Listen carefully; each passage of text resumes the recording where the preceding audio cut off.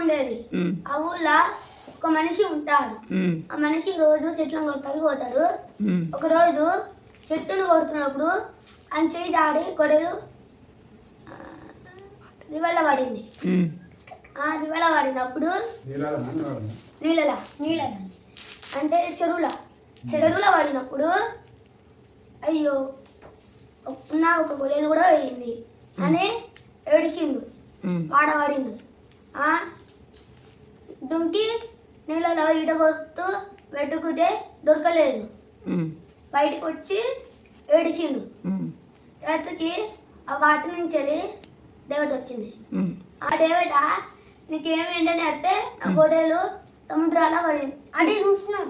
అది రివల్ల పడిందని చెప్పింది. రివల్ల పడినని అటు చెప్పిండు. అప్పుడు గొడవలు రివల్ల పడినప్పుడు దేవత వెయ్యి లోపలి పోయి ఫస్ట్ గోల్డెన్ గొడవలు తెచ్చింది.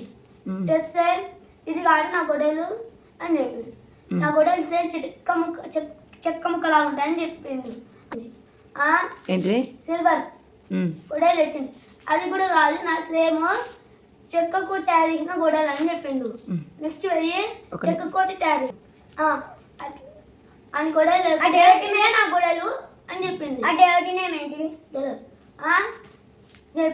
ఇదే నా గొడవలు అని చెప్పిండు. చెప్తే ఇచ్చింది.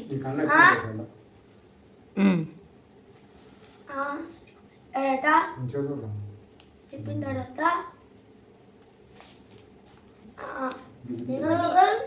చాలా అమాయకుడివి అని చెప్పింది. ఇంకో ఫస్ట్ నేను గొడవలు తెచ్చిన, నువ్వు తీసుకోలేదు. సెకండ్ సిల్వర్ గొడవలు తెచ్చిన, నువ్వు తీసుకోలేదు. థర్డ్ నీ గొడవలు తెస్తే నువ్వు తీసుకున్నావు. ఇంకో నా బొమ్మటిగా ఇంకో 2 గొడవలు కూడా తీసుకోవాలని ఇచ్చి ఇంటికి పంపించింది. ఇంటికి పోయినప్పుడు వాళ్ళ తమ్ముడు చూసి ఇది కూడా కావాలని పోయి వాళ్ళు ఉన్న గొడవలు పడేసిండు. అని గొడవలు పడేసినప్పుడు ఫస్ట్ మళ్ళీ బాధపడింది. ఓరక్షగా బాధపడినప్పుడు వచ్చి ఏమైందంటే మళ్ళీ నా గొడవలు ఇలా పడి అని చెప్తే ఫస్ట్ గోల్డెన్ తెచ్చింది. తెచ్చినప్పుడు నాది అన్నది. సెకండ్ సిల్వర్ తెచ్చింది, ఇది కూడా నాది అన్నది. థర్డ్ చెక్క ముక్క వేస్తే నాది అని అన్నాడు. ఇంట్లో వెళ్ళి చూస్తే అది గోల్డ్ కలర్లో లేవు, అని చెక్క ముక్కలా ఉన్నాయి. ఒకటి పాట చెక్క ముక్క అంటే కరమైన చెక్క ముక్క, ఇంకోటేమో కాట గొడవలు. అవి 2 చెక్క ముక్కలు వేస్తే అలా బాగా తిని ఇంకోటికి 3 వచ్చిన చూడు అలా బాగా సెండ్ పడింది. అయిపోయింది కథ. Thank you for watching.